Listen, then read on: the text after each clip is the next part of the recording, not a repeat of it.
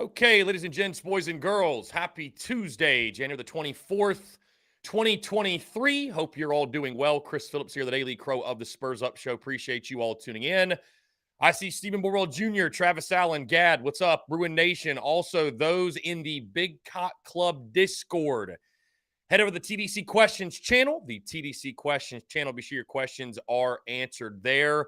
As we all know, Michael Smith will be making his announcement in the next couple of minutes. 12:05 was the initial announcement time that he put out on Twitter. I would assume it'll probably go a couple minutes after that. You know, normally with these announcement ceremonies, if you will, it does not normally go to the exact time. Just look at the Cam Pringle situation a couple days ago. But Michael Smith, 2024 four-star tight end, would be another big pickup for Shane Beamer and company.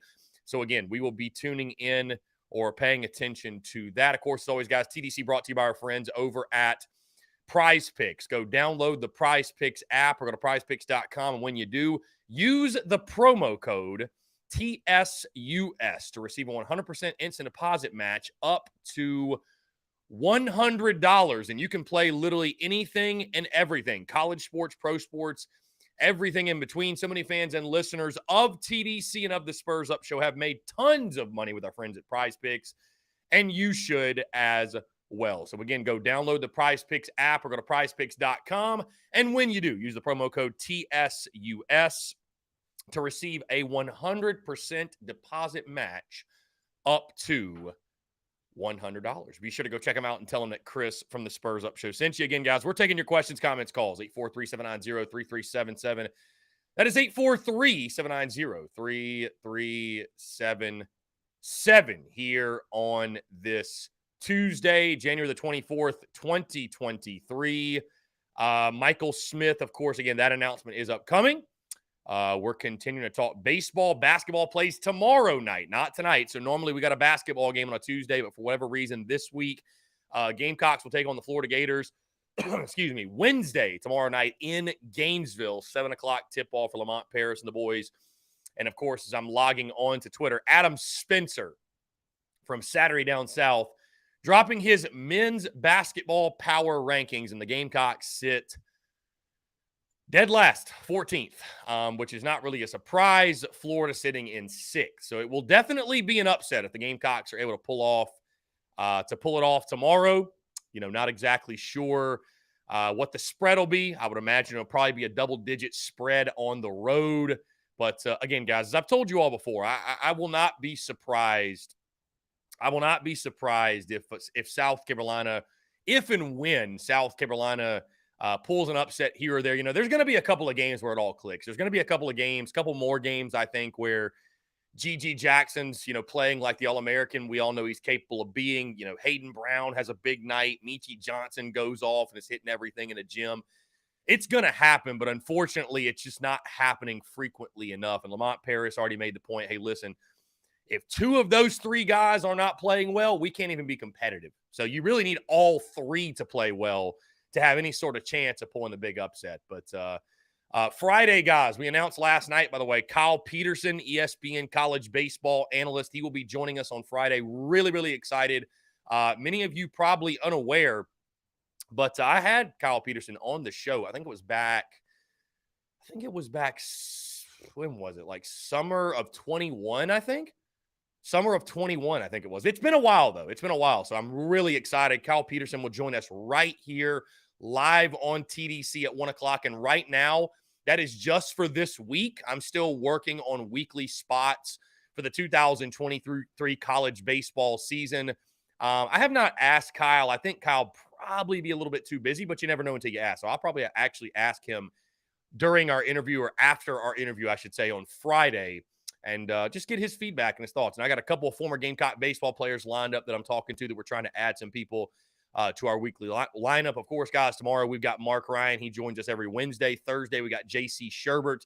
So Monday, Tuesday, and Friday, I am looking to add guys. And I don't think I'm not going to set limiting beliefs. We certainly could have 5 guests. We could have guests every single day, but we'll pack in as many as we can, or at least those that are going to bring value to TDC and at TSUS into our audience, and we'll go from there. But really excited for the baseball content, guys. I mean, I'm probably going to add one more person at least to talk some baseball, get their thoughts and insight. And again, I'd prefer it be a former Gamecock. So Michael Smith, yes, about to announce.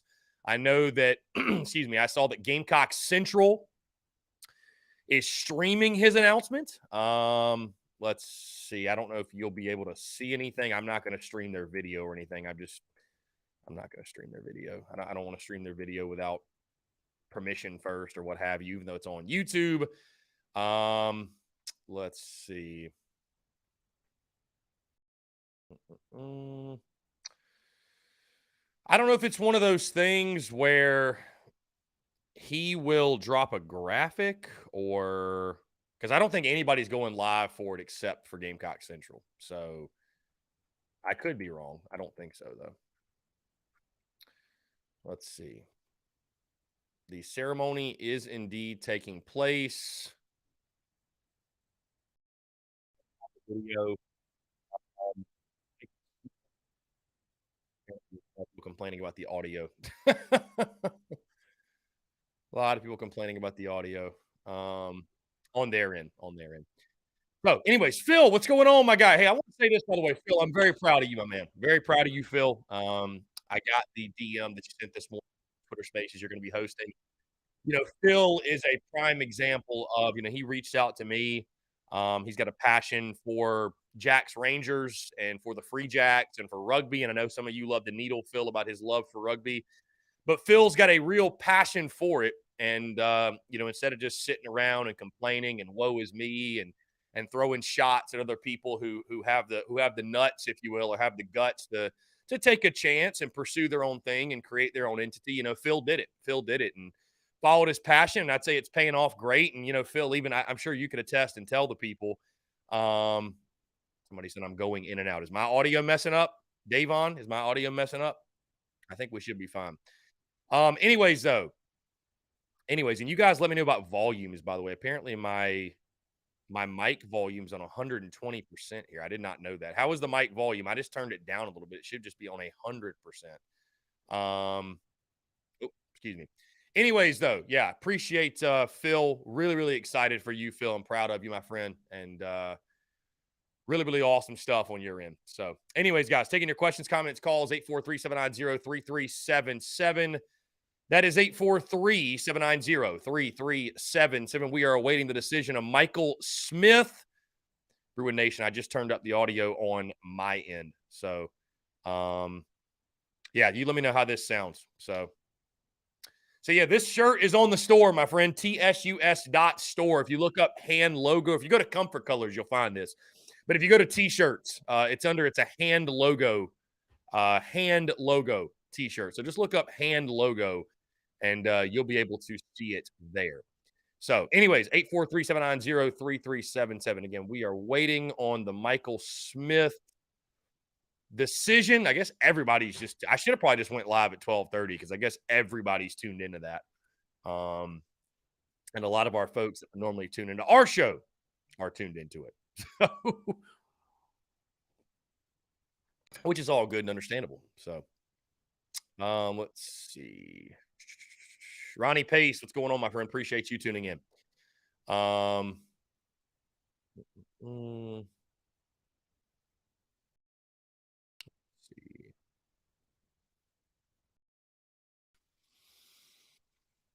Bruin Nation, what's up, man? Appreciate you. Let's see. Yeah, we need baseball to have a good season for sure. We actually just dropped the catchers, listing the positions, the catchers today. We'll do infielders next week, outfielders the following week. I'd forgotten that before last year. I went to go make the graphic for first baseman today, and I realized I dropped all the infielders together. I didn't drop it separate like that. So, yeah, just stay tuned for the content, guys, the graphics, everything. Again, Gamecocks basketball playing tomorrow. They're going to be at Florida. Kemper, what's up, my man? Greenville Gamecocks. Shout out to the Greenville Gamecocks in the building. What's up, my friend? Appreciate you.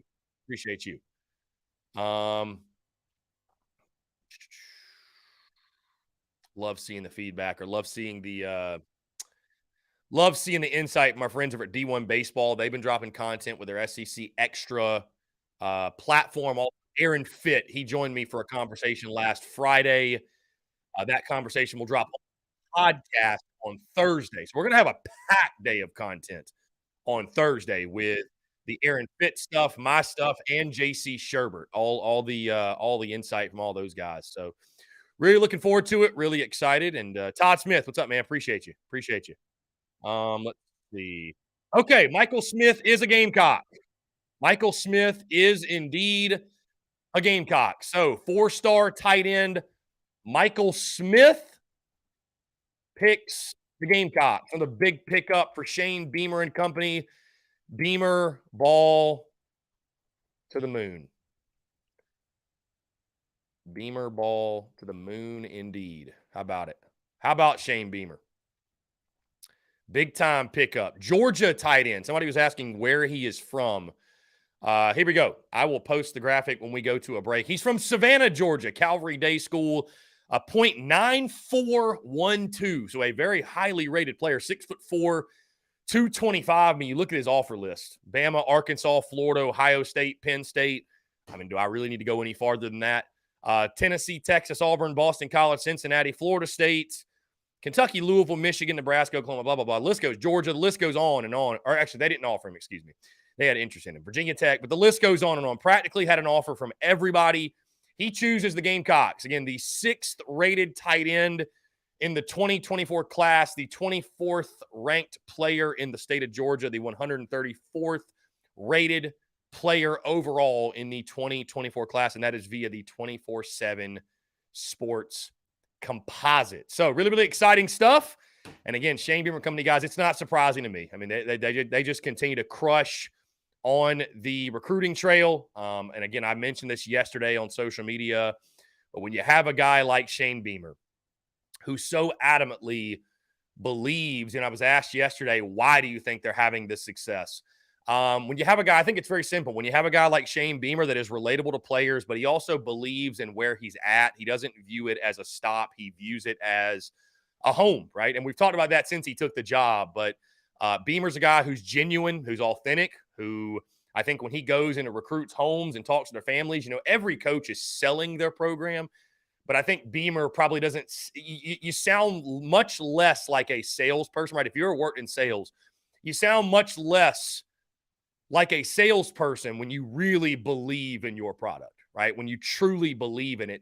And Shane Beamer believes in it. He believes in South Carolina football, not for what it's always been, but for what it can be, right? A guy like Luke RJ, one of our guys, he gets tired of me talking about history in the past. And hey, the beautiful news is this: we have a football coach that he don't care about history either.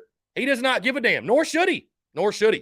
So, the only limiting beliefs you can set on yourself is yourself. The past is the past. It happened, right? The future is done decided. All you have is the present moment and the way that you operate and the way that you think about things, right? The expectations you set for yourself, your program, you can write the story, right? You have control, and Shane Beamer's doing that. And again, a huge pickup with Michael Smith. And, really, again, it's just the recruiting momentum that they have built. Yes, Michael Smith choosing the Gamecocks, 4-star tight end of the state of Georgia. Anytime you get a 4-star to Georgia, too, it's a big deal. It's a very, very big deal. Gavin, yes, I saw we got Todd Smith. Yes, or Todd Smith. Michael Smith. I'm looking at Todd Smith in the comments. My bad. Beamer ball to the freaking moon indeed, my guy. Beamer ball to the freaking moon. Let's see. Huge pickup. Huge pickup. And Shane Beamer, it's funny, right? We lost our tight ends to the portal, right? We lost our tight ends. Jaheim Bell leaves. Austin Stogner leaves. And Shane Beamer said, well, I took that personally because he is loaded. He has loaded up on these tight ends. And I mean, even just today, our good friend Brad Crawford over at 24/7 Sports, he listed, his top 25 impact transfer portal gets. Who was in the top 10 at number 8? Trey Knox, the tight end from Arkansas that has come from the Hogs to the Gamecocks. Bruin Nation, where is he a 5-star? Oh, 5-star Todd Smith. Yes. We love our guy Todd Smith. I apologize. I'm getting my Smiths confused here. Anyways, guys, if you want to talk about it, 843-790-3377. Who announces Friday, John Edward? Is it one of these big offensive linemen? Who announces Friday? I may have missed that. Again, guys, appreciate you all tuning in. Thank you all so much again for the continued love and support. I'm glad that we have this platform, this entity to discuss whatever we want to discuss, whatever it is we might have to talk about. Chris Aiken, yeah, we got another stud, my guy. Yeah, for sure. Again, we continue to rock on the recruiting trail. Jeff Sweat says, Chris, will there be any tailgating for the spring game? If so, are you going to be selling any merch that day at Willie B? Jeff, I will definitely. The plan, as far as I know, is to be there. So the plan will probably be to tailgate as well. As far as merchandise, just stay tuned. Just stay tuned for that. I'm kind of trying to decide what I want to do in regards to selling merchandise in person, selling merchandise, on hand, if you will. I'll let you know. Again, we got a little ways away from that. Wendell Gregory. Okay. Wendell Gregory is the one that announces on Friday. So, hey, the recruiting just continues, and you love to see it, man. The recruiting momentum. I mean, you're beating out some big-time, top-notch schools for a lot of these guys that you're landing. So, again, kudos to Shane Beamer and company. It's not of any surprise to, I think, most of us. I really don't think it's any surprise to most of us, because, again, when you think about Shane Beamer, the type of guy he is and his infectious personality, like I've mentioned many, many times. I mean, it's just, I'm not surprised at all. I was asked again, I've been asked before about, what's your ceiling for Beamer? How do you think, how many games can he win? How far can he take Carolina football? I put no limiting beliefs on Shane Beamer. Absolutely none. I put no limiting beliefs on him. I mean, it really is to the moon or just beyond that, right? Maybe the moon's not shooting it far enough.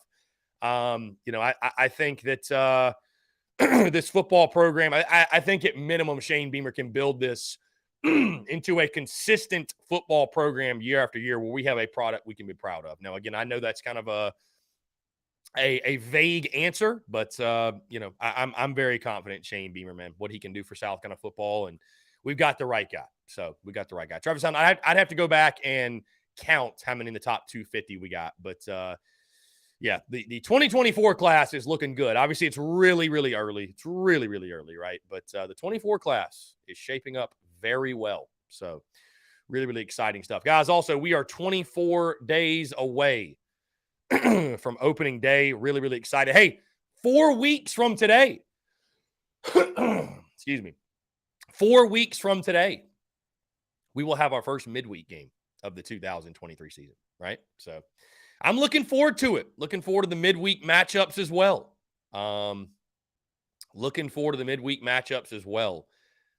It's those are fun games, and they're games you have to win, and you need to win. And we saw last year the impact, the negative impact of losing the midweek games and the frustrations and what it can do to your football team and your football program, if you will. So, yeah, need to win those midweek games. Braddock 843 says, exciting to see where Beamer takes this program, watching what he's done with the pieces to his team. Just imagine when it's all his guys to the moon indeed, Braddock. And I would say, yeah, that is going to be really, really exciting to see what this roster looks like. When it's all Shane Beamer's guys, right? When it's all Shane Beamer's guys. So, and I mean, that's the thing. The games he's winning, the amount he's winning, what they're doing, it's all still with an old roster that are not even players that they handpicked themselves and recruited. I think that's something we don't talk about a lot and we don't give a lot of credit to. So yeah, I mean, I think it's going to be really, really cool. And I think that's when you can really, judge Beamer. I don't mean that in a negative way, but I think that's when you'll really start to see, this program ascend is 3-4 years from now when it is all of his players and guys that handpicked. And you're going to really be able to tell, right? I mean, Shane Beamer is still just going into year three of his head coaching tenure, right? His head coaching tenure. So, it's going to be interesting 3-4 years from now. You'll really get a good idea of what he wants his program to look like, what he wants his teams to look like, the identity, right? The the brand of his program, the brand of his teams, if you will. So, yeah. Really excited to see what that looks like. Okay, no getting around it. Tyler Knoll says, your take on Mark Ryan's show yesterday about doubting his sources. I mean, the best source is the source himself. Why insinuate he's lying until he proved otherwise? Love the show. That was a bad take. And I don't want to get this twisted, what your comment is saying. But I would like to openly say that I never insinuated Shane Beamer was lying, my friend. The reason I deleted the tweet that I put out there, because I knew that what I put out there was vague and would be completely misconstrued and misunderstood. And unfortunately, unsurprisingly, it was, of course, which is totally fine. It is what it is. You live and you learn, and I probably should have learned by now, but that's why you don't tweet from the hip. I was literally in line waiting for a sub at Ingles and threw up that tweet. Should have sat down and, found a way to convey my thoughts more critically. Because, listen, Shane Beamer made it very clear. He didn't want Garrett Riley. He got his guy. The only point I was making to kind of poking holes in the whole per sources argument. Per sources, Shane Beamer called Garrett Riley. Did he? I don't know. I mean, I don't know. Shane Beamer didn't refute that he called him, right? Did he want him? Well, per Shane Beamer, no, and that's who I'm going to ride with, but I'm not saying that Beamer did want him. I think the whole argument, the per sources thing, it's silly. It's dumb. But did I ever insinuate that Shane Beamer was a liar? Absolutely not. Absolutely not. So I don't think Shane Beamer's a liar. I think Shane Beamer did get his guy. I think Dowell Loggins was the guy he wanted. Again, we'll never know if Shane Beamer, did he reach out to Garrett Riley? Did he not? It's all per sources BS. That's all it is. So, I mean, I don't think having an argument till we turn blue in the face about it is really constructive.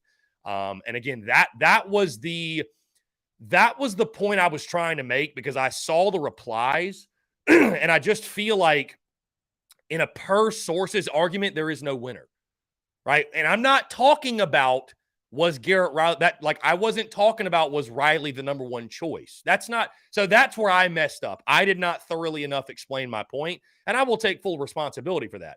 But in no way was I calling Shane Beamer a liar, right? Unfortunately, when you throw something out there on social media and you're as vague as I was, it's open to the masses for them to run wild with it and spin it. I mean, dude, it is what it is, bro. It's Taylor's oldest time. This happens on the regular for me. Like, this is not the first with TSUS, guys. It's going to continue to happen. Unfortunately, it just is what it is. There are people out there that they want to cling to anything and try to spin anything to cancel the Spurs Up show, cancel yours truly, just cancel everybody. I mean, literally yesterday, the Carolina Slapdick community tried to cancel me, Mark Ryan, and some lady that works at the University of South Carolina. I don't know how they have any energy left. Either way, though. Anyways, that was my fault. That was my bad. And that's why I deleted the tweet. It's simply because I knew that my point was going to get misconstrued and misunderstood.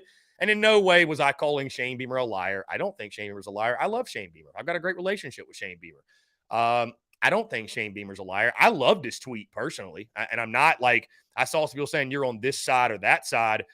I mean, guys, at the end of the day, I'm a Gamecock fan. So I'm going to naturally fall on the side of the Gamecocks, right? I'm going to naturally fall on the side of Shane Beamer.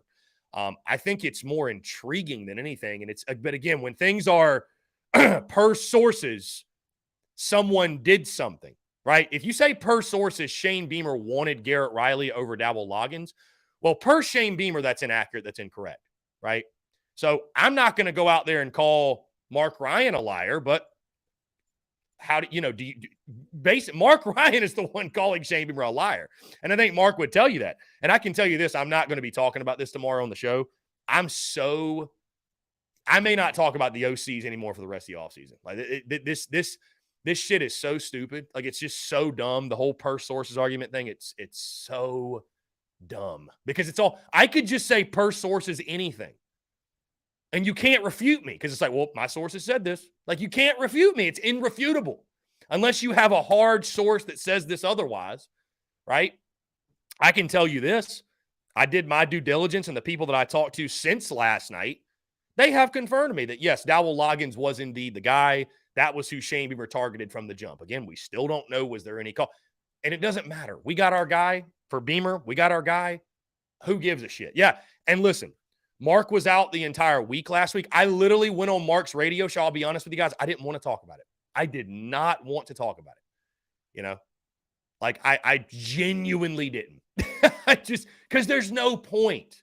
Like, that's why the basis of my business is not around purse sources. It's not around insiders. It's about giving opinions on things. Like, I don't want to live in some fairy tale hypothetical land, which I literally said on Mark's radio show about, like, and I wasn't trying to insult Mark, but I would agree with you, John, and to others as well, that I think it should also be dropped. Like, it should just be dropped, dude. It should be dropped. It's not constructive. It's not productive. There's a reason, again, guys, you don't see me go back and forth on Twitter with people, on social media with people. And I'm the difference between me and others is I'm more than happy to put my face out here and talk to you all openly and honestly, and you guys could call in and we could talk about it. I guess there's no getting around it, right? Because I was just going to proceed as normal, but it's funny that the Gamecock Nation is a community that keeps up with each other very, very closely. And so, it's one of those things where, I mean, I'm open to talking about whatever though. So I guess, again, listen, my only point was this, is I get tired of seeing some of the people I see in the replies and all, and trying to cancel other people. I don't like some of the things I see. And so my only point was this, is that, if Mark wants to die on the hill that Shane Beamer wanted Garrett Riley with every fiber of his being and didn't get, if Mark wants to die on that hill, then so be it. So be it. I'm not going to die on that hill. I never said that from the jump. I said the fans wanted him. I didn't insinuate who Beamer wanted. Now, did Beamer call him? Was there any I don't know. And Beamer did not refute that in his tweet. All he said was, we got our guy. He didn't refute that, which, again, it doesn't matter. But he didn't refute that in his tweet. So that's all I was saying, is like, how do you know for a fact that Mark Ryan, what he said is 110% bullshit? Do you have phone records? Like, I mean, it's silly, bro. It's just really silly. The whole purse sources argument bullshit again. That's why I don't get into it. And thank God I haven't built my business around trying to be an insider or anything like that. So, I should have known better, and I do know better. And I should have, that's why I deleted the tweet with the swiftness, because I knew that it would be misconstrued. I knew it wouldn't be understood the way that I was typing it on my phone, but it is what it is. You can't take it back. I own it completely. And, yeah, so I sent a bad tweet, and you pay the price for it, and there you go. So it is what it is, guys. It is what it is. I'm not going to cower in a corner, and yeah. So y'all got any other questions on it? We can continue to talk about it, but yeah. So anyways, 843-790-3377. Buck Thomas says, we'll never know the truth. Who cares? This beef is best for business entertainment. Life is so much better when you treat it like a movie. Yeah, but Buck, I would tell you this, contrary to some people, what their beliefs are, so the spats that Mark is getting in, and I would tell him this, the spats Mark is getting in are spats that I got into early on when I started doing this, right? Because I did look at it as like, you know what? As long as people are talking about me, that's all I care about. As long as they're talking about me. But as I've grown and matured, and like, I understand what content has value and what content doesn't. Because at the end of the day, there's a small percentage of us, right? And it is small, in my opinion. There's a small percentage of us that are like connected on Twitter. Like, we see everything, right? We know all the inside jokes. Like, not everybody's like that, right? Like, you talk to some of your buddies about Twitter, they're like, what are you talking about? I didn't see that. What meme are you discussing? What tweet is this? They don't even know what you're talking about, right? So we are locked into it. And what I realize is, for those of us who are really plugged in on Twitter, and those of us, anybody who follows along on Twitter, there's no value in that content. That's why I don't entertain the slapdickery on social media. Yeah, Braddock, just keep it moving. I don't entertain the slapdickery. Nobody follows TSUS to watch me take swings at whoever. Like, nobody does. Nobody follows for drama. And I don't want to be an account that produces drama. I give my takes on the Gamecocks athletics, things that involve the Gamecocks. I give my takes. I give banter. And that's it. I don't go back and forth with people. I don't get in spats. Again, I used to back in the day. But I think what Mark and company will learn is that it's better to just post and ghost. It's better to just get your thoughts out there, your opinions, how the masses consume it and what they do with it. It's on them. It's really not on you. You know what I mean? And they will react accordingly, and you just got to keep it moving. You know what I mean?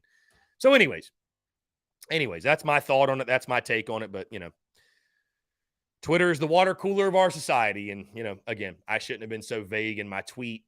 My point that I was trying to get across was completely misconstrued, unfortunately. So that's the reality of it, and we'll keep it moving. And just like every other time something shit has hit the fan on Twitter, we will just bounce back harder than ever, and we will keep producing great content and ascending in business and all that good stuff. Anyways, Michael Smith, guys, 4-star tight end, commits to the Gamecocks. Big pickup for South Carolina. Big pickup for the Gamecocks. Beamer ball to the freaking moon, folks. Beamer ball to the moon. Yeah, it's funny. We had, let's see. Okay. Anyways, we had tight ends hit the portal, and Beamer took that very, very, very personally. Beamer took that very personally. Let's see.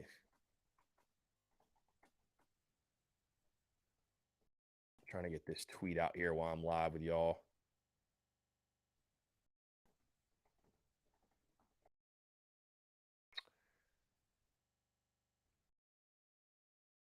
It is kind of funny, though, man, on social media, what goes and doesn't, because, I just, and we just threw out the tweet. Great pickup again, Michael Smith, 4-star tight end.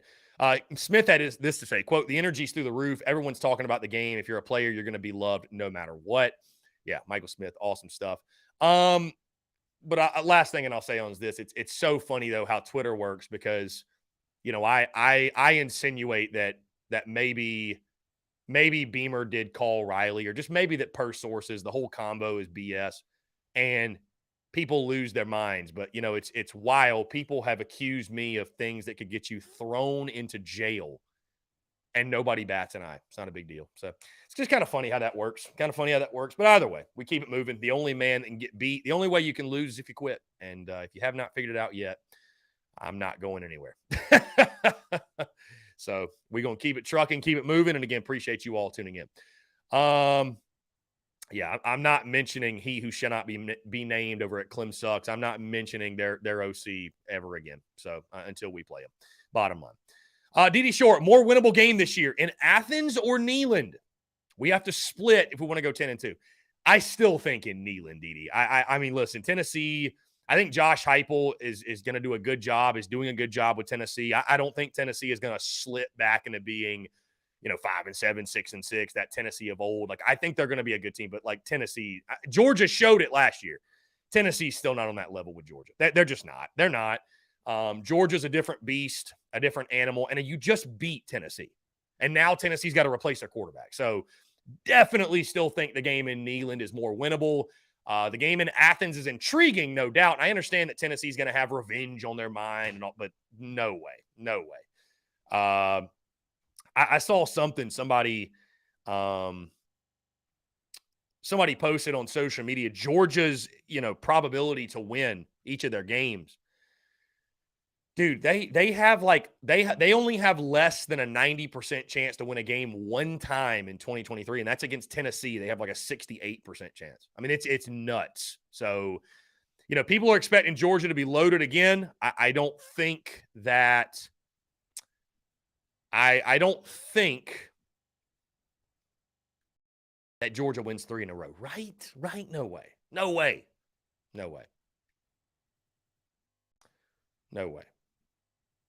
So, anyways, guys, let's see. Yeah, great pickup. Michael Smith. Hey, let's go ahead, guys. Let's go ahead and jump into a break. I'm going to get this graphic out on Instagram and Facebook. But on the other side, I want to continue to hear from you. More of your questions, comments, calls, and more. You're tuned in to the Daily Crow.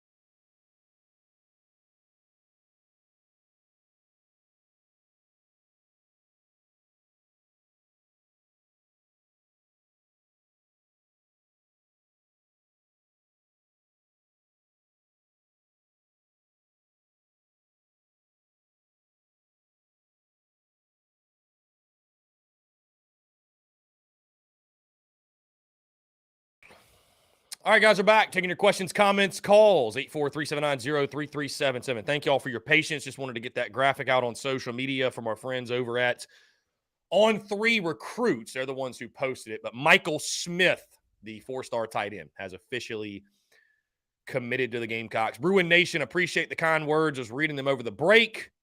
Thank you so much for the love and the support, my friend. Appreciate that. Appreciate that. I respect and admire and appreciate anybody who is willing to, because you're not going to agree with what I say 100% of the time. If you did, I'd be very, very boring to follow, and I don't think it'd be a whole lot of fun talking sports with me. But I appreciate those who, if they have a question, are willing to reach out to me directly or come on the show and at least ask questions to give me the opportunity to explain any said points or to have banter, to go back and forth, because the beauty is in the banter. Anybody who's just trying to take one screenshot of a tweet and ruin somebody's life over it or cancel them over it, that person's sick. They've got a lot of things wrong underneath the surface, and those people should be, honestly, man, you should pray for those people. Straight up. That's a sickness. So anyways, I'm not going to dwell on that. We're not going to talk about it. Let's talk about things that matter, and that is the Gamecocks. Really excited for the baseball season upcoming. 24 days till opening day. Let's jump to the phone lines. And I think we got a spam caller. Cool. Your car's extended warranty. Awesome.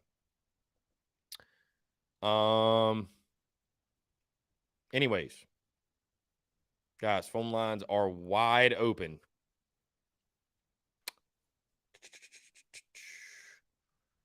What is up, Slapdick? I don't know. He just commented Slapdick. Hunter Kelly says, we're finally top 11 in ranking for the 2024 class so far. And yeah, it's really early, but hey, man, continue to ascend in recruiting. And, you know, I understand that, you know, we all want it now. You know, we want a quick turnaround, if you will. But, you know, it's as long as we continue to trend the right direction and we get incrementally better over the years, I think that's really all you can ask for, right? So, certainly, we are headed the right direction. You got to love what Shane Beamer and company are doing, and really, really excited for what they're building. So, really excited for what they're building, guys. Again, taking your questions, comments, and calls. People asking, I posted the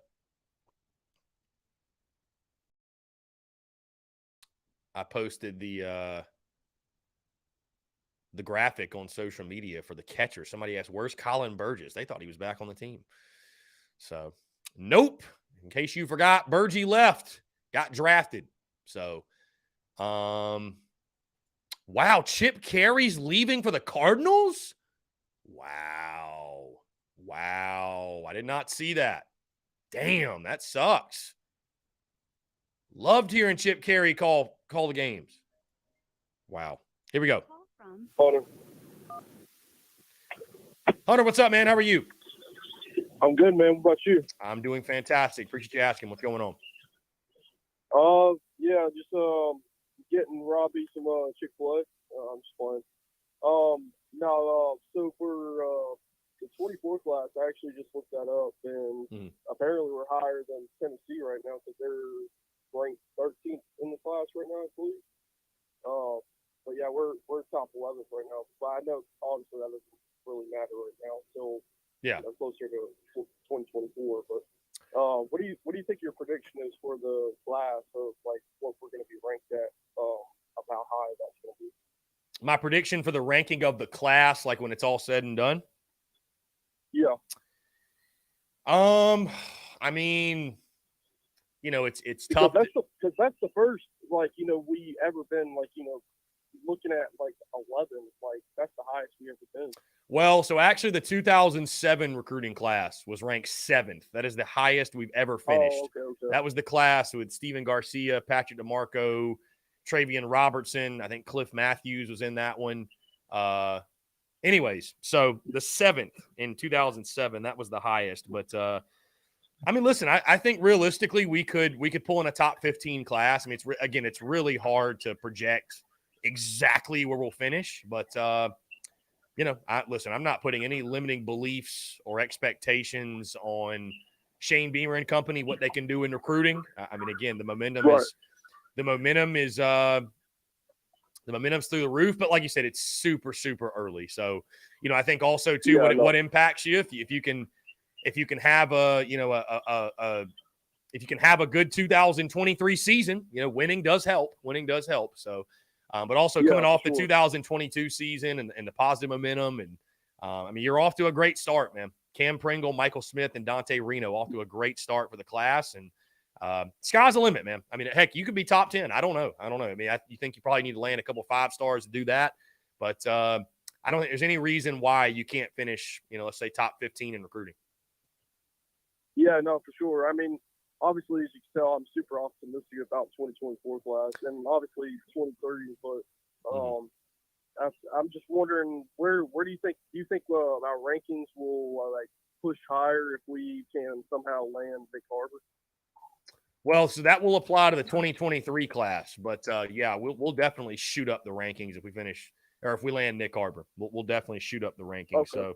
So, I'm excited. I think we've got a good shot. I was asked yesterday about my prediction or thoughts on that. I'm not one of the crystal ball boys. They're probably better to ask about that than me, but I think the Gamecocks have got just as good a shot as anybody to land Nick Harbor, and obviously, I don't think I really have to sell to anybody why it'd be huge, right? Why it would be huge. So, excited for it. Excited for it. I appreciate it, man. That's all I needed. Hunter, I appreciate the call, my guy. Always a pleasure chatting with you. Yeah, no problem. Yeah, man. Thanks so much. Great stuff from our friend Hunter. Again, guys, full podcast will drop on Thursday. We'll talk this. We'll talk basketball. We'll talk, everything in between. We'll continue our position unit preview series with the Yardcocks on Thursday's pod. We'll talk second baseman entering the 2023 season. Really exciting back half of the week with all of our guests and stuff like that. Really, really cool stuff. Andrew Murphy, I thought Burgess got selected. Burgess 1,000% got drafted, my man. Because literally you go search him right now. Unless I'm losing my brain. Yeah, here he is right here. He has stats. My guy. He got drafted by he signed with the Tigers. Either that or he signed as an unsigned free agent, but he signed with the Tigers because he had 9 ABs. He went 3 for 9 with 3 RBI for the FCL Tigers, who are their rookie affiliate. So Colin Burgess is not in college anymore. So let's see. Jeremy Wardell, I don't care where we finish. If we can continue to get Nicky Memoria and DQ Smith. Guys like that, you're saying. Goes to show rankings are just opinions. Yeah, listen, indeed. I will say this. It's that, Jeremy, it's that argument forever and ever, right? How much do stars really matter? Here's the thing, though, right? You can say stars don't matter. But if they didn't matter, people would not react so exciting, right? They wouldn't react so positively when you get a 4 or 5 star, right? It's hard to say, well, I'd say, hey, if stars don't matter, then, don't overreact to when you get a 4 or 5 star commitment, right? If the stars don't matter. I think probably the more suitable take on that is just be excited when you get a commitment no matter what, because you never know, right? They could be the next legend. Stars, Jeremy, we've talked about this. Stars aren't everything, though, right? They're not everything.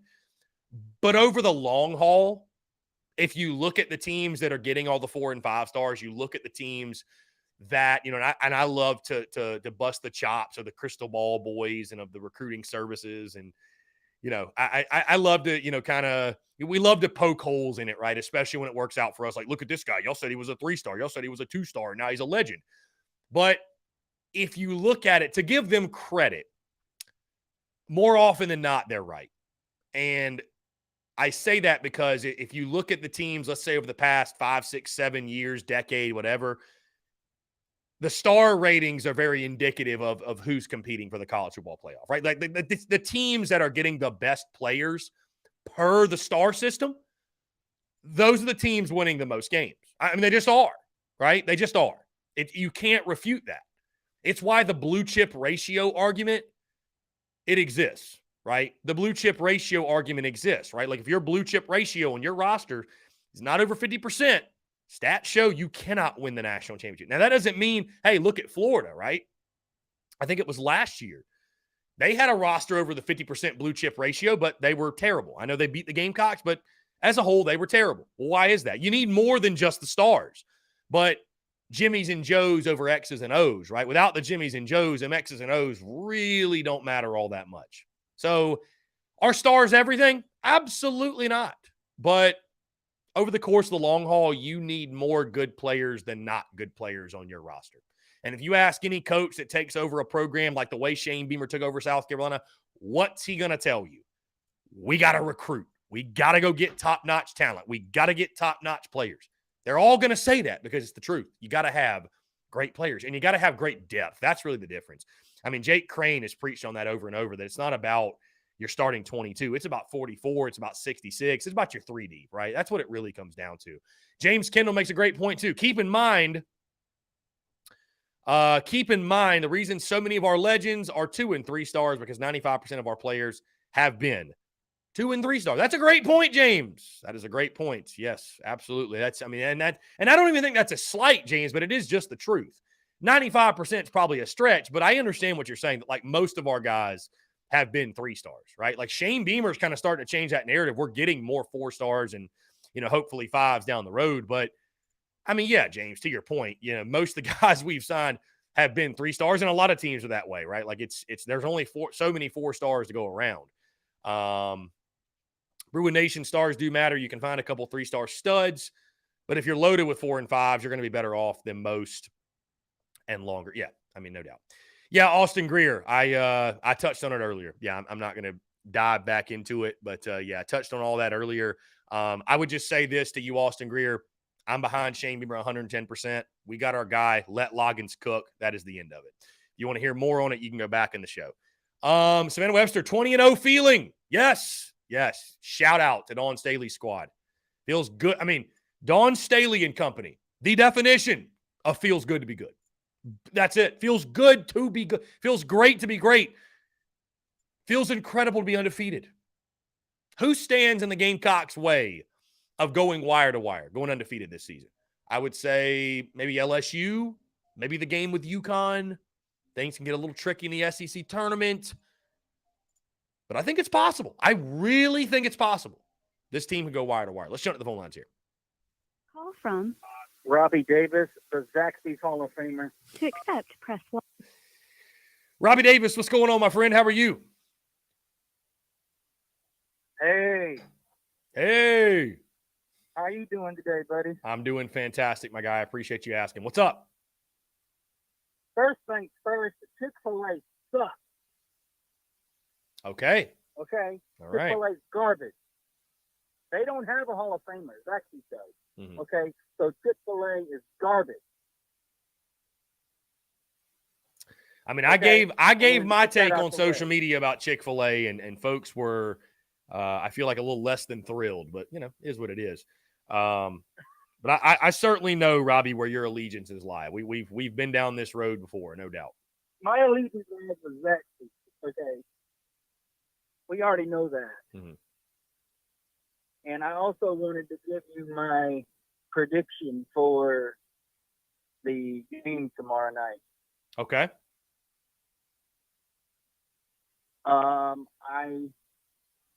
I definitely do think that we're, like I've said before, we're undersized right now, and I feel like once we get the guys that have size and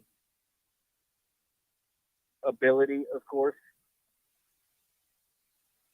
I think we can, in years, it'll take several years, but I think in years to come, we'll have something to be proud of. But for now, we just got to accept where we're at right now. And right now, we are 8-11, and we're not great. Yeah, we're not great, Robbie. I think that's putting it very kindly. We are not. We are not great. Per Robbie Davis, we are not great this year. Yeah. Yeah. Now, the girls team, on the other hand, I don't know what they're putting in the water for the girls team, but whatever they're putting in the water for the girls team, the boys need it. bad.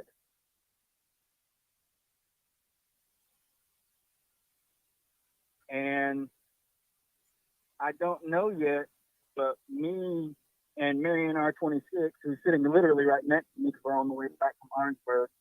Shout out to Marion. What's up, man?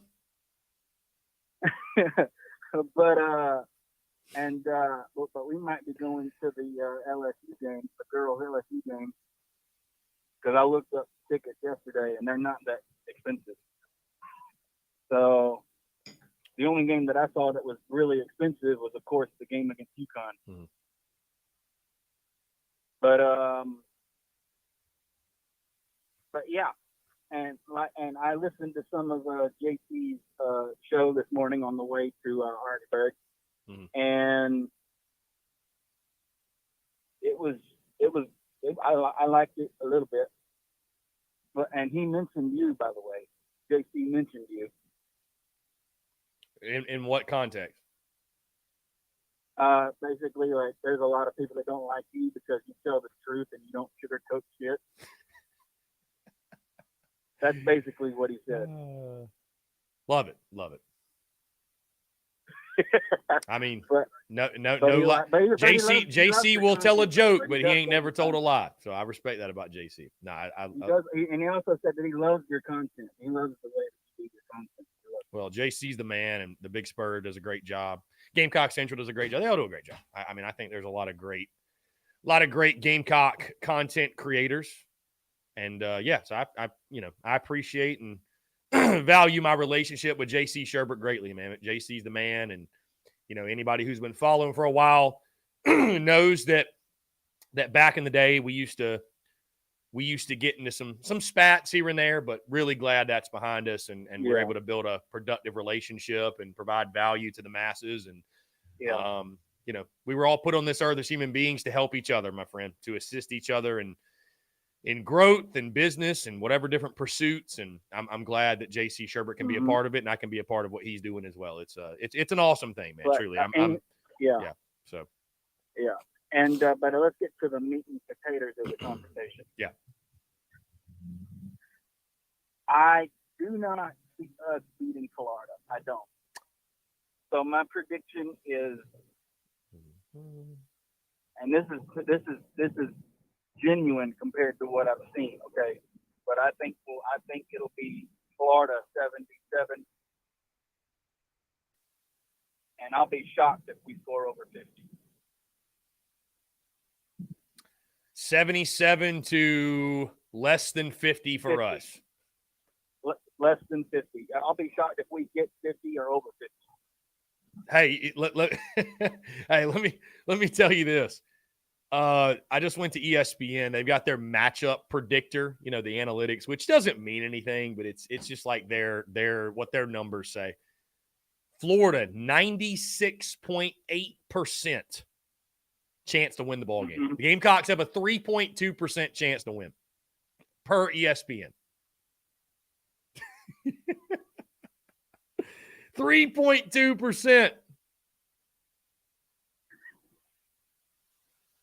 And I'm guessing that's bad. It's not great. It's not great. Per sources, it's not great. But let me go ahead and jump over here. I think we're going to try and find somewhere to eat before we head back to the house. So have a great rest of your show. Go Gamecocks, and to hell with them purple pants wearing losers. Robbie, appreciate you. Tell Marion I said hello, and y'all have a great rest of your day, man. Thank y'all. Chris says hello. What's up, Chris? He says hi. Man? What's up, man? I love it. Y'all take care. Be good, man. We'll talk soon. All right, buddy. Have a good one. Yeah, man. You too. Appreciate it. Great stuff there from the Robbie Davis camp. Appreciate him calling in, tuning in. I need to go down. I need to go down to Orangeburg, go down to Roebuck. I guess he's now moving, though, to Summerville. So when we're down there in Summerville for the TSUS Spring Tour, which we will be announcing dates very, very soon here. Very soon. I will definitely link up with Robbie Davis and Marion and the entire crew. So, again, guys, 843-790-3377. That's 843-790-3377. The phone lines are wide open. Lynn Turner says the girls are stacking top 3 recruiting classes year upon year. Yeah, and again, on the recruiting note, right? If you talk about recruiting, do stars matter? Well, I mean, Dawn Staley and company are recruiting basically the best classes, right? The best classes every year, and they're the best team. So you tell me. I'd say there is a direct correlation with how good we are and how well we're recruiting, right? So, anyways.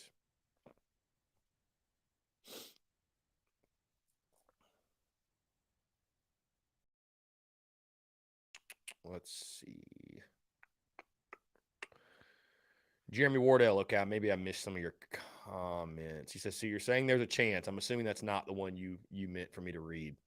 The girls get all the 4 and 5 stars. They definitely matter in women's basketball. Okay, so I think that's probably the one you were talking about. Indeed.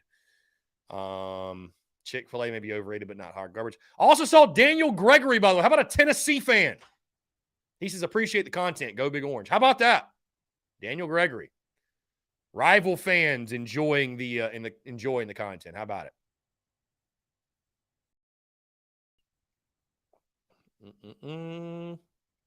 Okay, I think, Jeremy, I'm caught up on your comments.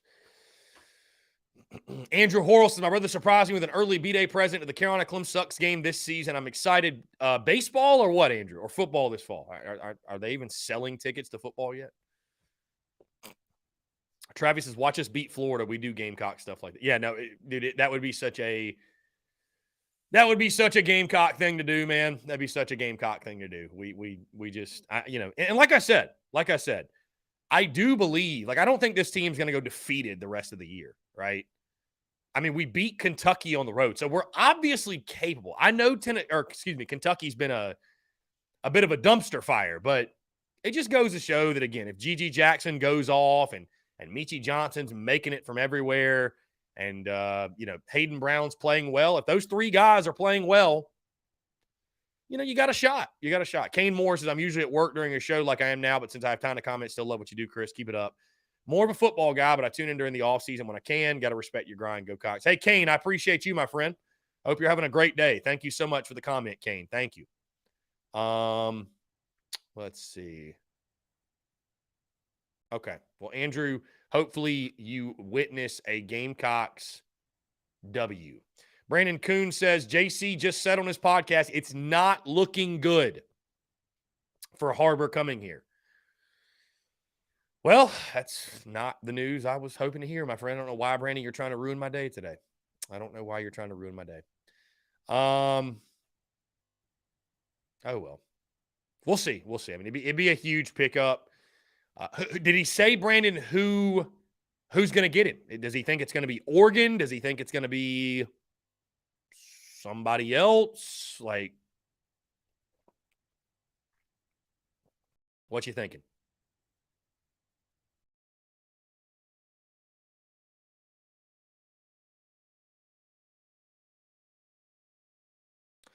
Anyways, guys, 843-790-3377.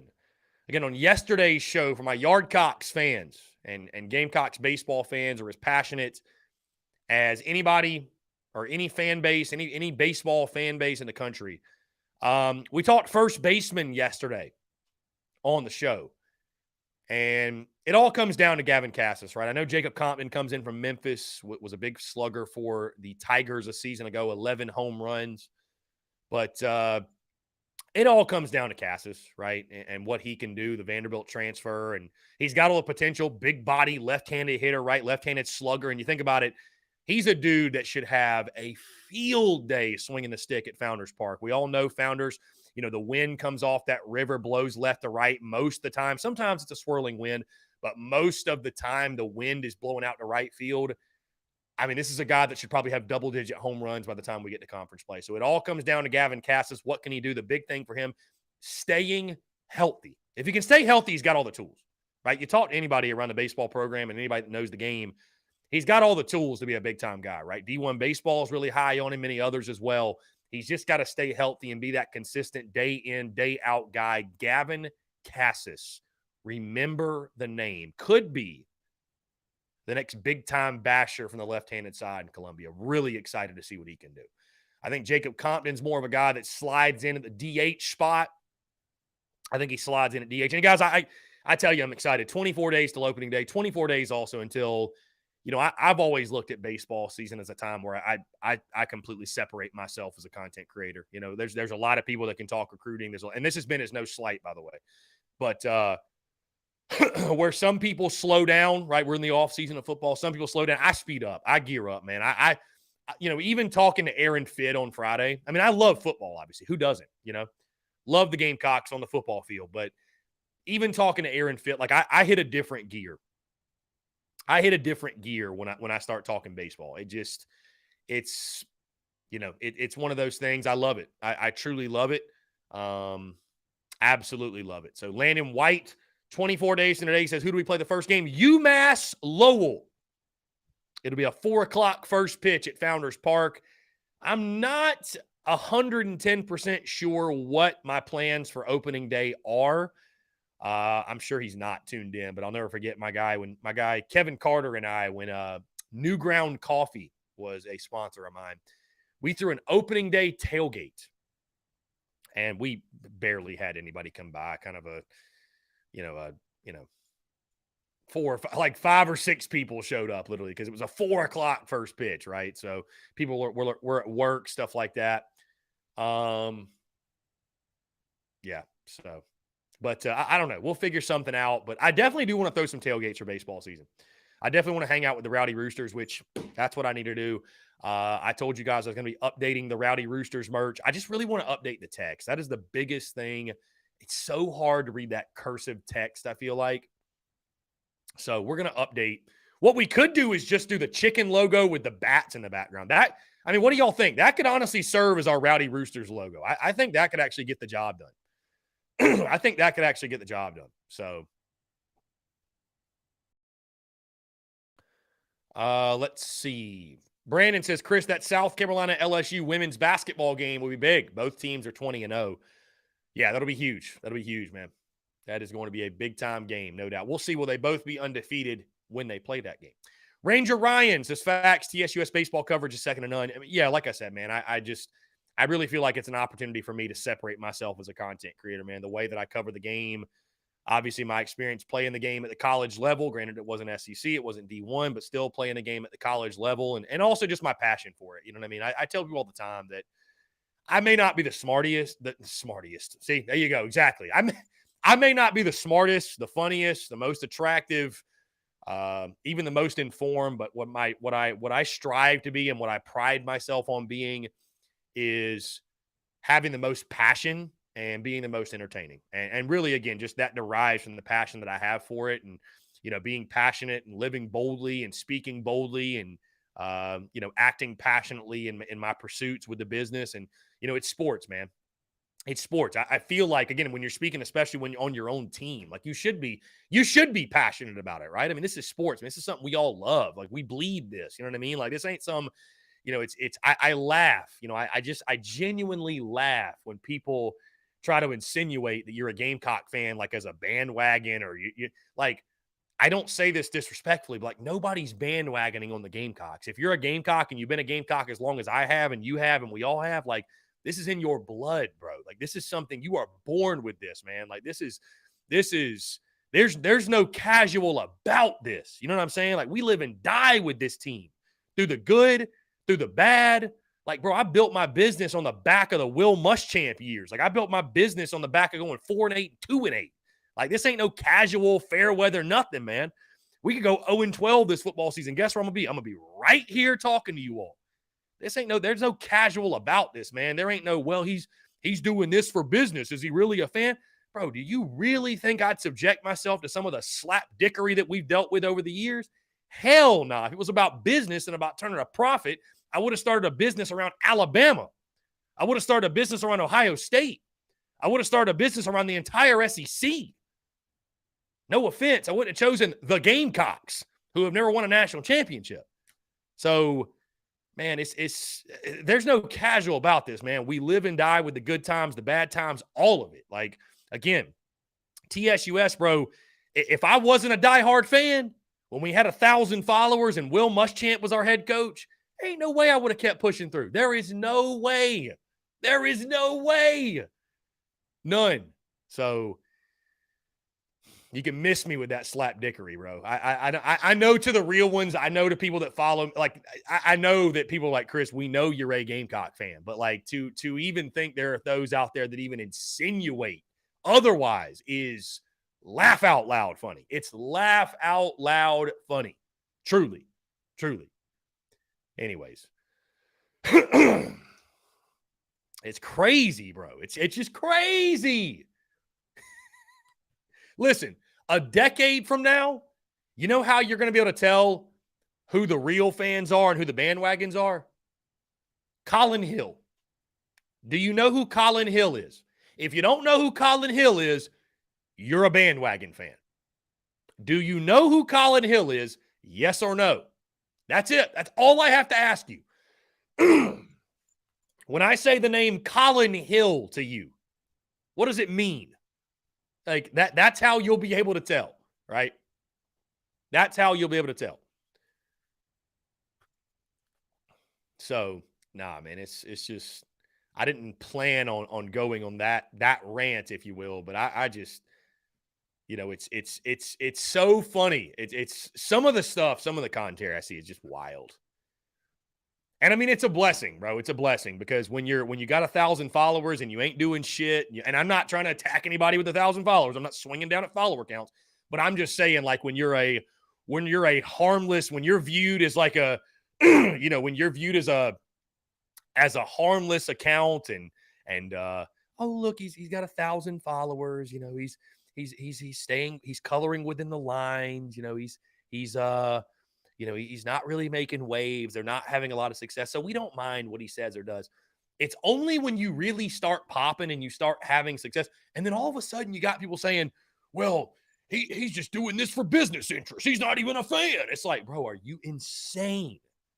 And then you have people that bring up things about like business behind the scenes, money and stuff. And it's just like, dude, to insinuate that someone starts a podcast to get rich is crazy. It's crazy talk. Imagine. Think about that. Gary Vee spoke on this yesterday. Apparently in 2022, the amount of new podcasts that are being created went down. And Gary Vee made a great point. It's because it's hard. It's very hard. It's hard to build a platform from scratch and build it into something people care about. It's very hard. It takes relentless years of effort and determination and growth, by the way, personal growth, because you've got to be willing. You've got to be willing as you navigate. Hey, if you're really sticking true to yourself and not waking up every day and saying, well, what can I say that the masses will approve of? You know, if you're speaking truly and boldly, there's just going to come times, guys, where people disagree. That's okay. The worst case scenario is not folks disagreeing. The worst case scenario is folks not caring anymore. That's the truth and the reality. But you've got to be willing to weather the storm. And you've got to be willing to, hey, guess what? There ain't no anonymous account I ever seen been able to sustain growth to a level where they're able to monetize it and do it as a full-time business. I don't know any businesses out there, unless they provide a product or a service, I don't know any businesses out there that are anonymous, that are popping. So I'm going to tell you right now, if you're out there, and this is just speaking to all content creators, if you're out there and you're trying to start a podcast and you want to do it full-time or you're trying to start an entity, if you're too scared to put your face on it, guess what? You ain't going to do it. It's not going to happen. You got to be brave. You got to have some courage. You got to have some courage. You got to be willing to put yourself out there. And you got to do that repeatedly every single day for, I'd say, 5 years. You got to be willing to eat shit for at minimum 3 to 4 years, 3 years, at minimum 3 years. If you do it diligently every single day for 3 years and you don't worry about the money side, in 3 years, you might wake up and you might be making enough traction. If your belief is as great and as fierce as mine was in my pursuit, you might be making enough waves to make something out of it. And then from then on, then you can start to build, right? Because guess what? A business without money is a hobby. And if you wanted it to be your hobby, that's fine, but that wasn't my goal. My goal was to get the hell out of the corporate world. Hated being in the cube. I'm not made for it. I'm not built for it. I don't want anybody telling me what I can and can't do. I don't want anybody having control over me. I'm a free human being. The two things I probably value the most at this point in my life, and I always have, but that really come to the top of my mind, are my freedom and my peace. Those two things. My freedom and my peace. That's why I don't value getting in spats on social media.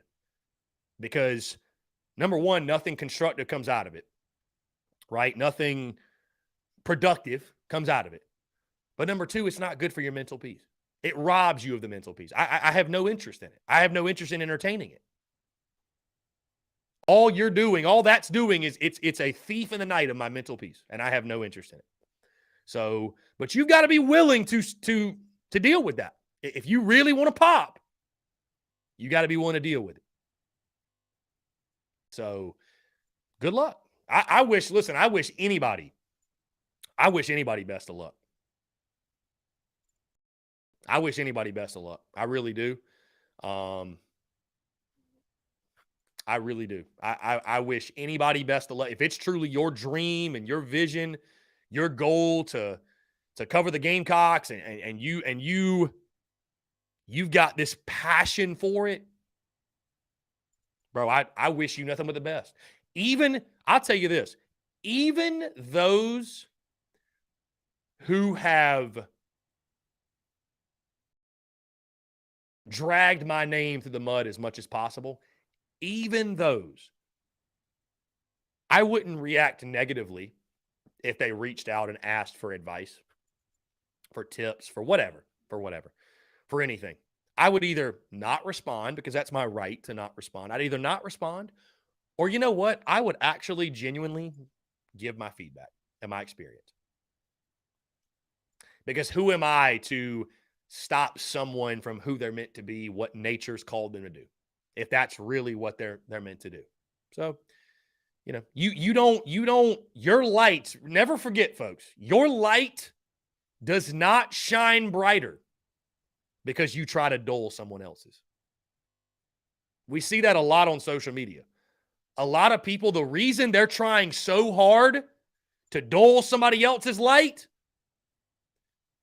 is because they are very self-aware and insecure of the fact that their own light does not shine bright on its own merit. That's the truth. That's the harsh reality. I mean, heck, guys, I'm not going to call him out. I'm not going to say the guy's name by name. But hell, I saw a dude that follows along, that shows support, that came up to my tailgate. Man, I rock with what you do, bro. He's got a little podcast. You know, he makes some little content here and there. Man, I rock with what you do, bro. And wouldn't you know it, when that Dak Joyner shit went down, what did he have to say on social media? He used that madness as an opportunity to say, hey, if anybody needs a show out there to listen to, anybody needs a Gamecocks podcast that's positive and this and that, come listen to my show. I mean, that just...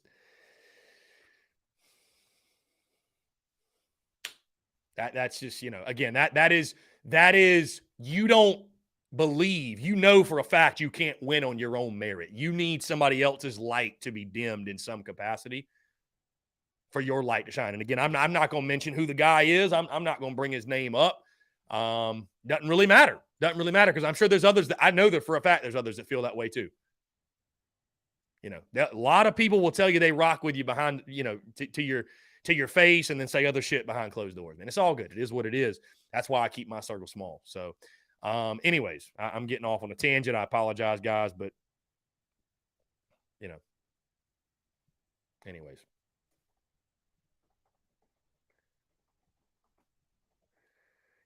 It's I don't know, man. I don't rock with that. I don't think using somebody else's misfortune whether it be on social media or what have you, that's the time to promote your, let me go promote, just in case y'all need to. I mean, dude, come on. You're just such a loser. You're such a loser, bro. Anyways. Yes, Brennan M., what's going on, my guy? Appreciate you. We did get a big pickup. Michael Smith, 2024 4-star tight end. Just keeps on keeping on. Keeps on keeping on. Shane Beamer continues to crush on the recruiting trail. Indeed. Indeed, indeed, indeed. Yep, Beamer, ball to the moon.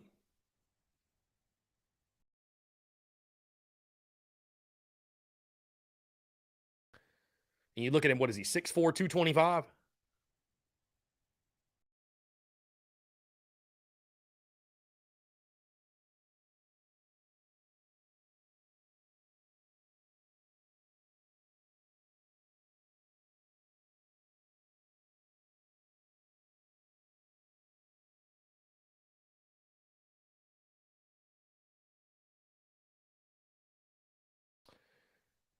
Anyways, 843-790-3377.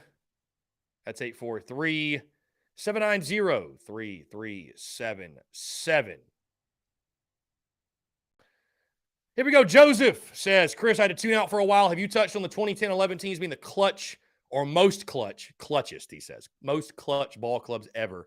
If there are other teams y'all think of, please name them. Well, I mean, definitely, Joseph, those are the most clutch teams in school history. I mean, it's and dude, I'll tell you this, Joseph. Let's not leave out 2012. It's funny. 2012 just gets forgotten. I mean, they made it to the national championship, right? They assisted, right? The 2012 team assisted in the record that is 22 straight postseason wins or something like that, right? So, I mean, you'd be hard pressed to find any more clutch ball clubs in 10 and 11. I mean, it just truly, that 10 run, especially, 11, we've talked with Adrian Morales about this. 11 was a lot more about business. Adrian told me, he's like, dude, 10, it was like, oh, this new thing, like, oh my God, like what a ride, what a magical ride. 11, they knew, like, we're the best team. We should win, which it's still baseball. It's tough, but like it was more so like that was without a doubt the expectation. Nothing less would be good enough. Right. So yeah, really, really cool insight, which we'll get Adrian Morales back on the show, man. Adrian will have you ready to run through a brick wall. Absolutely. He will have you ready to run through a brick wall. So,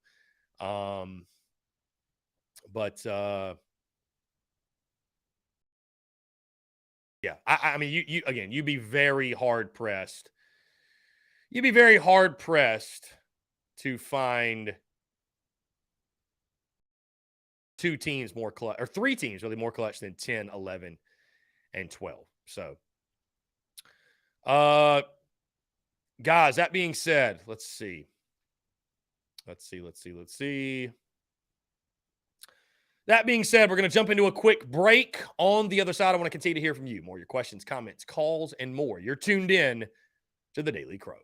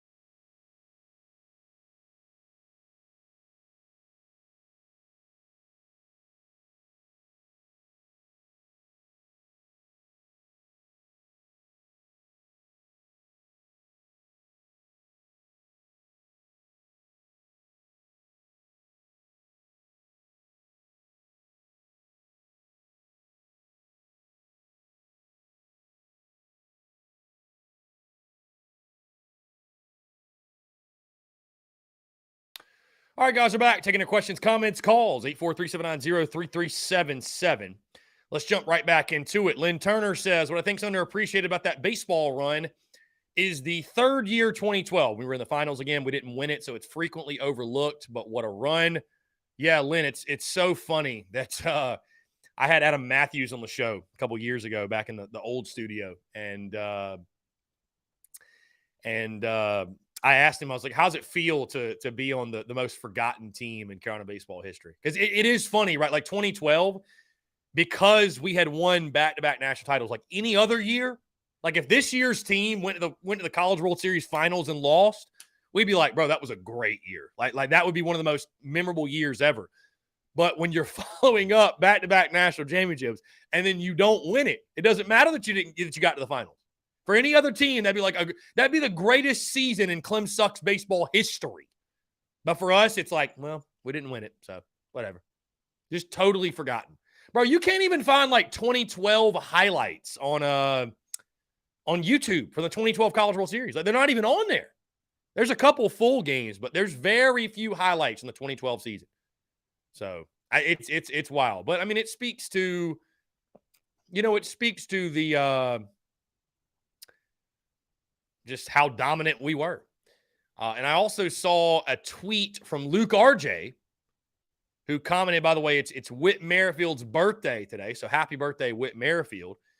But he commented on that video and said that, what a year it was for Gamecock sports in 2010, which made me think of this.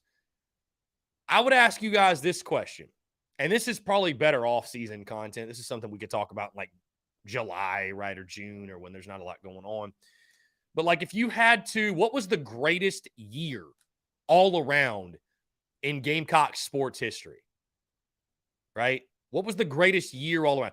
You could definitely argue 2010. I don't know what basketball did in 2010, but like all around sports year, what was the greatest year? I don't know. 10 is definitely up there. And that was just an incredible time. I think 2011, we didn't go to the SEC championship, but you win 11 games, right? For the first time in school history. So I don't know what basketball did in those years. Some people might say 2017. Although, well, I mean, you think about it. 2017 was a good year. Not really for baseball because Chad Holbrook got fired. But I was just thinking that was the Final Four year. And then football won 9 games and won the Outback Bowl. So that was a pretty good year. Pretty good year to be a fan, right? I'm trying to think what other years. I don't know. Anyways, I don't know if y'all might have some suggestions or some thoughts on it. Brennan M says, cooking with Cocky. Chris and Cocky need to put on a cooking show together, the weekend TDC. Yeah, Lynn Turner, yeah. I mean, again, to your point, we beat number 1 teams in all 3 men's major sports in 2010. So it's really hard to debate that there was a better year, right, than 2010. 2010 was magical. 2010 was magical, no doubt. Again, guys, 843-790-3377. The phone lines are open. 843-790-3377 here on this Tuesday. We've got special guests out the wazoo the next couple of days. We do have Mark Ryan on the show tomorrow. We've got J.C. Sherbert Thursday. We're going to have Kyle Peterson, ESPN college baseball analyst, on Friday. I'm also working on, of course, our conversation with Aaron Fitt of D1Baseball.com will drop on the podcast Thursday. I'm also working on having Michael Bratton, that SEC podcast. Going to determine whether I want to have him on TDC or have him as an interview for the podcast, but that will drop within the next week and a half, probably something like that. So guests out the wazoo for sure, man. Guests out the wazoo. Really, really excited for it. And Joseph says it's 2015, one of the worst years ever. Again, I don't think basketball was very good, were they? And 2015 baseball wasn't good. We missed the postseason. 15 was bad. 15 was a bad year. 15 was not a lot to cheer about, my friend. Nope. 15 was not a lot to cheer about. So it's a good point you bring up. Really good point. Tennessee's Josh Heupel receives a $9 million per year contract extension through January 2029. Also, 9 SEC teams are in the the USA.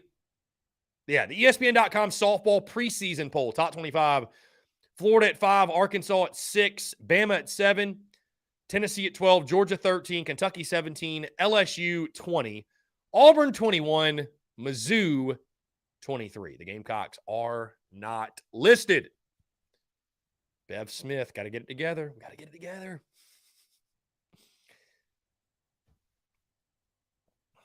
Yeah, so Josh Heupel gets a contract extension through January 2029, which, I mean, I don't think that's all that surprising, I guess, after the job he did this year.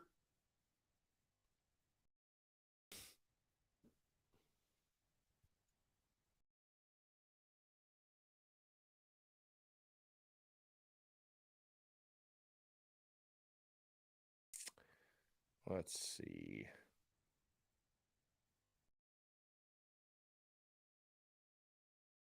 Travis Allen says every year is better than being a Tater fan. Indeed. Indeed, my friend. Indeed. I hear you. I hear you, my guy. I hear you. I hear you indeed. Okay.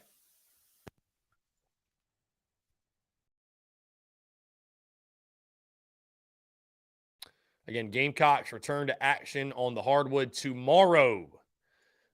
Tomorrow, taking on the Florida Gators in Gainesville. Jordan Travis says, I came here to win a national championship. I didn't come here to win a Heisman. Florida State's quarterback. That's his goal for the year for 2023. So,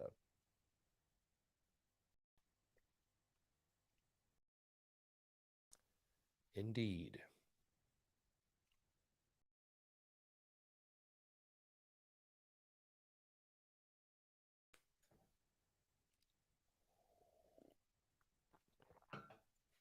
Again, guys, be sure to check out tsus.store.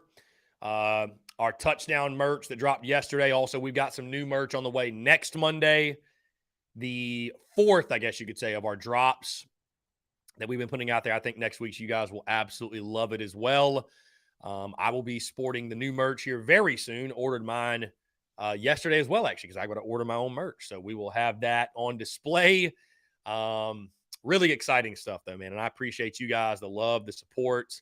24 days to opening day. Travis Ellis said, we'd love to hear Coach Ford's thoughts on the 2024 class. I mean, it's only 3 players strong, Travis. So I think we got to be fair, right? It's only 3 players, but, you know, the recruiting momentum continues. And it's you know, I mean, how can you not be ecstatic, my guy? How can you not be ecstatic? Now it's just about putting it all together and winning games. And, you know, the Gamecocks are going to have to start fast, right? You know, Michael Bratton made the point today on social media, and I echoed it, that, you know, if you look at the front half of the schedule, it's daunting. It's daunting, bottom line. So it's very tough, and you've got to be able to get off to a hot start and go from there. So,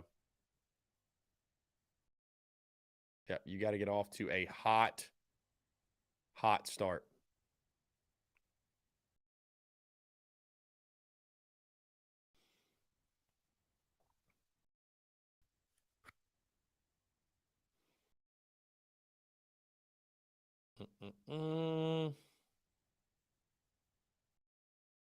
Beamer ball to the moon. To the moon.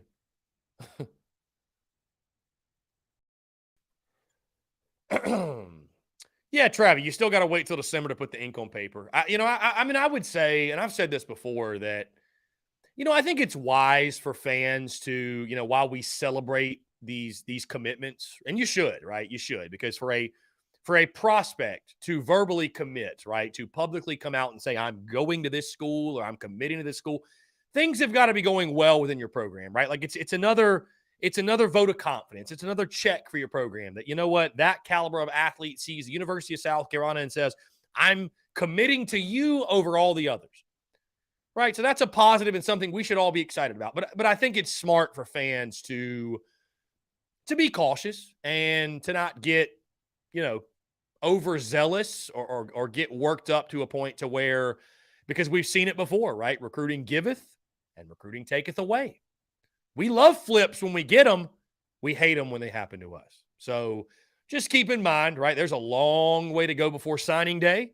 And these other schools that are on these guys' lists, they don't stop recruiting the kid just because they committed, right? So I think it is definitely smart to, somewhat take it with a grain of salt and, just understand that, hey, things can change, something could happen, but also, be able to be happy in the short term and be excited about the direction of the program and the positive momentum and everything that's happening. So I just protect your emotions, right? Protect your emotions, protect your feelings. It'll serve you probably better in the long run versus, nobody likes the guy that's losing his cool because a kid decommits or flips or, we see it. We see it all the time. We literally see it all the time. And it's like, just don't be that guy. Don't tweet at Croots. Don't tweet at Croots. Don't tweet at Croots. So in case you missed it, guys, 4-star tight end 2024, 4-star tight end. Michael Smith commits to the Gamecocks.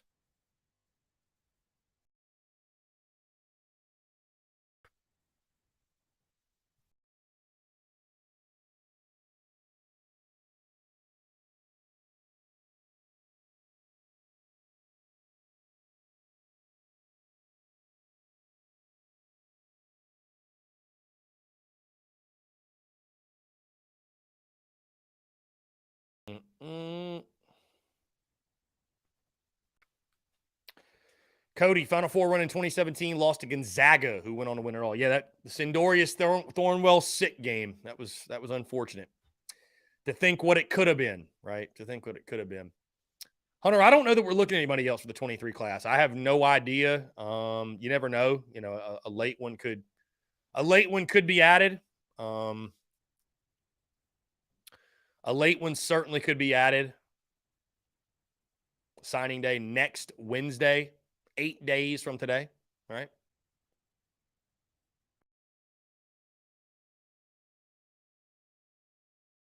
So should be a lot of fun. Travis says, reading what Pringle said makes you feel really good on him staying with us. He wants to rep his state and try to win the first national title for our squad. You love to hear that. You love to hear that. And that should be the goal. That should be the goal. I think people misunderstand. Like when I make predictions, right, they think that like that's me setting what the expectation should be. There's a difference in what the expectation should be inside the building and like us as fans having realistic expectations. The expectation in the building should be to win the national championship. The expectation in the building should be to win every game. And I know that it is. There's nobody that goes into a season saying, well, let's go 6-6. That outside noise should be blocked. There shouldn't be anybody that's paying attention to my predictions, your predictions, anybody's predictions. We've fallen into this. Like, I know that it's important to be in touch on social media. If you're Shane Beamer, if you're players, if you're other people, but we have really no longer are the days of don't read your press clippings. That's all people do is read their press clippings. Who cares what somebody predicts and picks? Yeah, the expectation in the building should be to win every game. But we're not in the building, right? We don't pretend to be in the building. I'm not a player. I'm not a coach. I can make a prediction. I can make a take. I can make a pick. And that's where a lot of people get it twisted and get confused. There's a lot of fans that for some reason they take the mindset of like, we're on the team too. It's like, no, you're not. You're a fan. You're not on the team. You're not in the building. You're not on the staff. You're a fan. That's it. How you choose to fan, completely up to you. But you're a fan, right? So we can be critical and we can give predictions and takes and set realistic expectations. The expectation in the building, though, should be to win every single game. The expectation in the building should be to win the national championship. And I know that's what it is. I can assure you they're not preparing for each and every single game. They're not putting their blood, sweat, and tears in workouts right now saying, well, these people say we're going, hopefully we can go 6-6. Like, no, nobody Nobody, no competitor saying that. No competitor saying that. The goal is to win championships, to win rings, as it should be. So, in-house expectations and fans and folks like yours truly setting realistic expectations, there's a major difference. There's a major difference. I think some people sometimes get that twisted a bit. Hunter Kelly says, I want to hear your prediction for Colorado this season. I mean, I'm not a Colorado fan, Hunter, so I don't care. I mean, I've seen their schedule, though. Probably 3-9, 4-8, something like that. It's going to be a rough year for them. It's going to be a rough year. Travis says, being a diehard isn't a piece of cake either, especially not for our team. No, it's not. No, it's not. That's why I say there's no bandwagon when it comes to there's no bandwagon when it comes to the Gamecocks. I just don't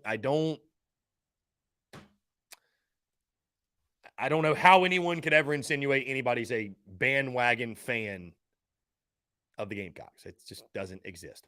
Guys, we're going to jump into one final break. On the other side, I want to continue to hear from you. More your questions, your comments, your calls, and more. You're tuned in to the Daily Crow.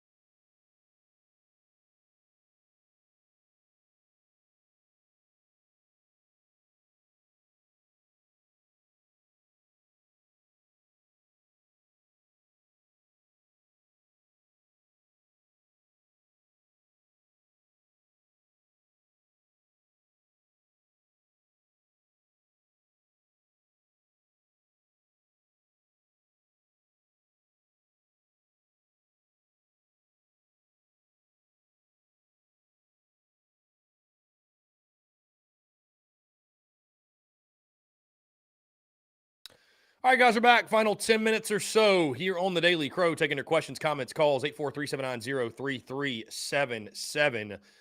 Eddie Lewis, the new pickup from Memphis, the wide receiver, was watching some of his highlights this morning.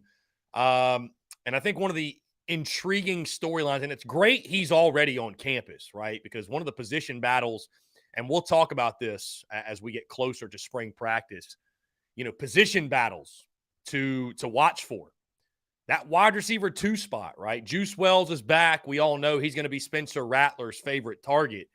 But who's going to be wide receiver 2? Who's going to be that guy? Is it safe to assume that Xavier Legette just steps in and fills that role seamlessly and builds off of his second half of the 2022 season and really becomes that guy that we all feel he could be capable of being? Is it a Dakereon Joyner? Is it a Marion Brown? Is it a young guy, Omega Blake, Landon Sampson? Is it one of the new guys you just signed? I think Eddie Lewis is going to have something to say about it. And you look at his game, a bit of a speedster, if you will, has good hands from what I've seen, was a good player for the Memphis Tigers. So that position battle, wide receiver 2, who is going to be that complementary piece on the outside to what Juice Wells will provide the offense? Who is wide receiver 2? Going to be a really fun position battle to watch throughout spring ball, throughout fall camp, and throughout this season as well. Somebody comments, Eddie Lewis could be the Corey Rucker that never was. Travis says, crazy that Joyner will be back. Feels like he's been with us for a decade now. Yeah, I mean, yeah.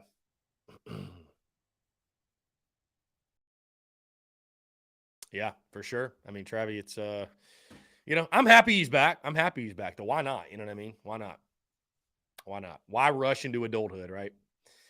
Why rush into adulthood? I mean, I think I've got high hopes for Xavier Legette. I was very thoroughly impressed with Xavier Legette second half of the season, bowl game as well. Obviously, that incredible. I mean, that just insane catch he had.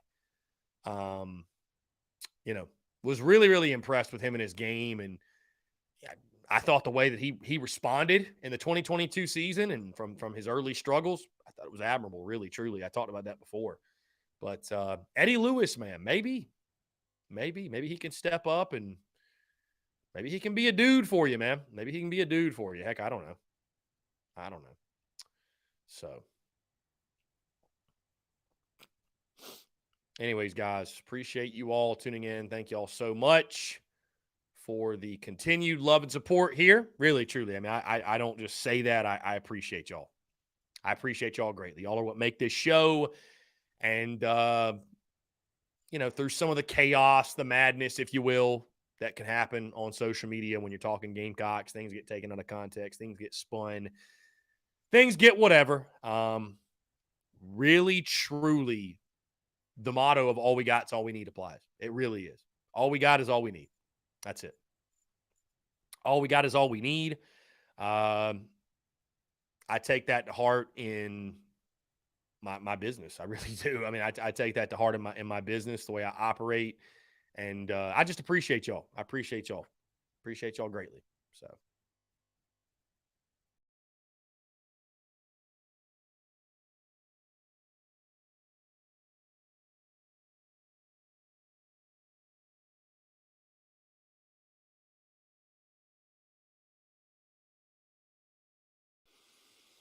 Anyways, guys, 843-790-3377.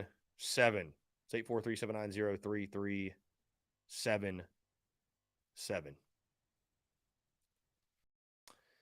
Yeah, Travi, we could have won that game in Jacksonville. It would have been nice. It would have been nice. But, I don't think a loss in that game negatively impacted. I don't think the loss negatively impacted anything we've got going on. So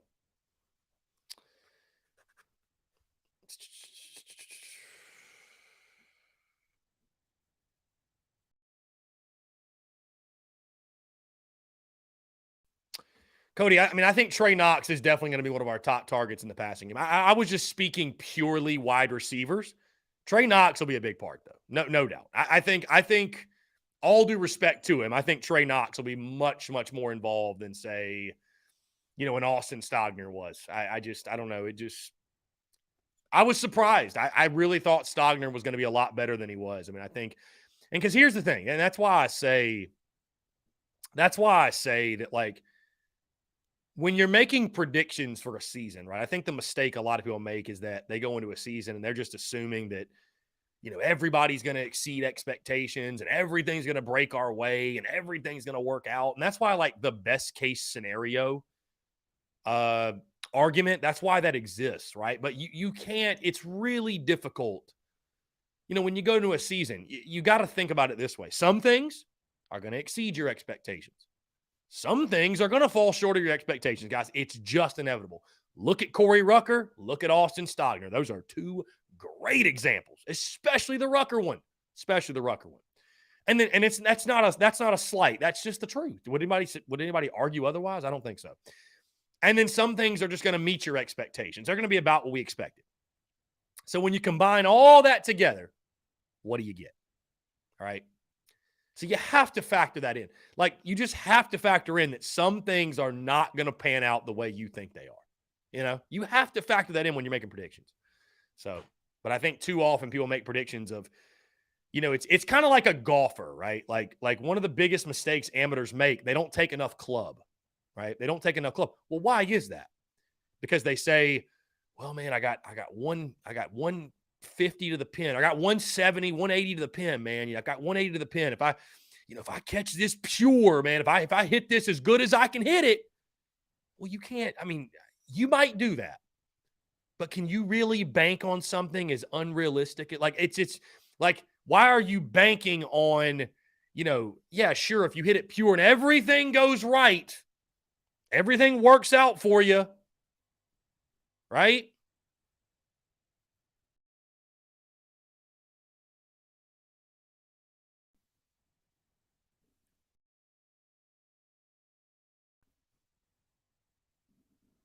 Anyways.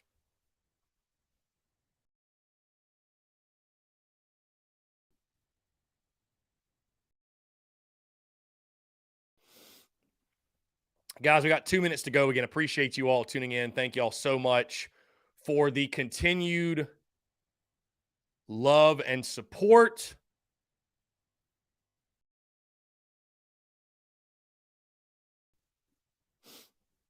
Travi, appreciate you, my friend. Thank you so much for tuning in. Thank you so much for tuning in.